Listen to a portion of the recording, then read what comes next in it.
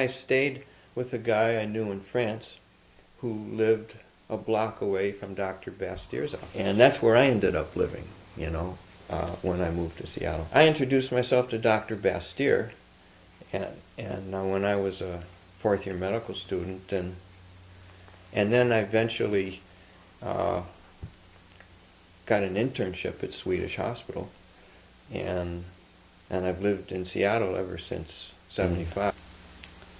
And then I got to know Joe Pizzorno through him, and spent time with Joe Pizzorno and Bill Mitchell. So '75, I went out to get into private practice. I passed the state boards and opened up my private practice within like just a month after I graduated.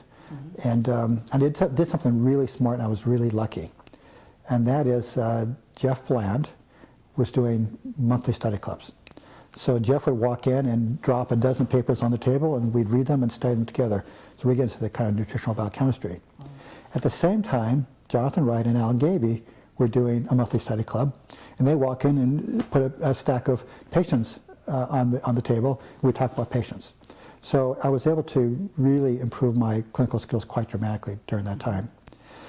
You know, as an ER doc, you work a shift, maybe 6 shifts a month, and you have all this time in between where I learned acupuncture and I learned shiatsu, and I went to Jeff Bland's early courses, and I sat in with Jonathan Wright in his office. And I became intrigued with that, and he said, you know, Jonathan, you should go to this meeting that they're holding in April at the Fairmont Hotel in Dallas, which is holding the meeting for a group called the American Academy of Medical Preventics, called AMPS. And when I went and applied for the meeting, it had been completely new information. I'd never seen in medical school, never seen in residency, never seen at the leprosy hospital, never seen in a medical journal.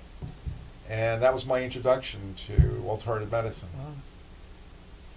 That was 1977. Right, and I found out that in the summer of '77 that there was a group called the Northwest Academy of Preventive Medicine, which was based in the Puget Sound area, but they were having their meeting in a hotel in Phoenix. Probably one of the main speakers was a biochemistry professor at the University of Puget Sound. Jeffrey Bland. Jeffrey Bland. Right. And I remember I would have, once a month I would take my tough cases and have a group of interns kind of help me with these difficult patients.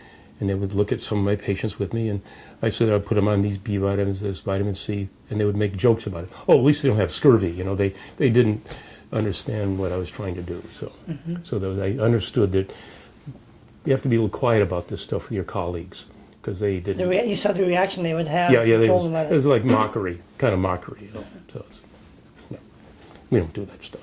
Yeah. And so, what year did you leave the Anchorage? I left Anchorage probably around 1975. Okay. Yeah. Now, I knew then that I wanted to learn more about nutrition. I knew that's what I wanted to do, and I didn't know where. I took some time off, my wife and I traveling around the country in a van and stuff, you know. And I read Prevention Magazine at that time too, Jonathan Wright. Oh, that got me influenced too. Jonathan Wright's Prevention Magazine, he wrote a monthly column. And in Prevention Magazine, they mentioned Theron Randolph, a neuroallergist. I said, I got to check this guy out. What is a neuroallergist? This guy's got something going for him. This guy's really good. You know, you can meet a person and know there's something solid and integrity and honorable about him. He was one of these guys. So anyway, I ended up spending 1.5 years with him, training in this center we had. And then my next step was, you know, interesting, one of the courses I took there was kind of like a more open course, and Jonathan Wright came up to talk one time to this group of medical students, and I met Jonathan, and right away we hit it off. He says, why don't you come down and talk to me when you finish? Because he knew about Randolph. He knew about food allergies. So I went down there and met him, and he and his wife, and when I finished my residency, I started working with him. So I spent 5 years with him. And what happened? Tell me about those years. Well, they were really good years, you know. I mean, Jonathan really taught me. He really helped me get started. So he taught me a lot. He really got me jump started about nutrition. Really was really good teacher, very patient with me, very smart. The guy is real smart, you know.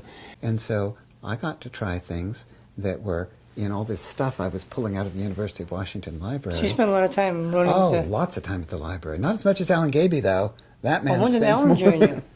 That man spends more time at the library. How'd you meet Alan?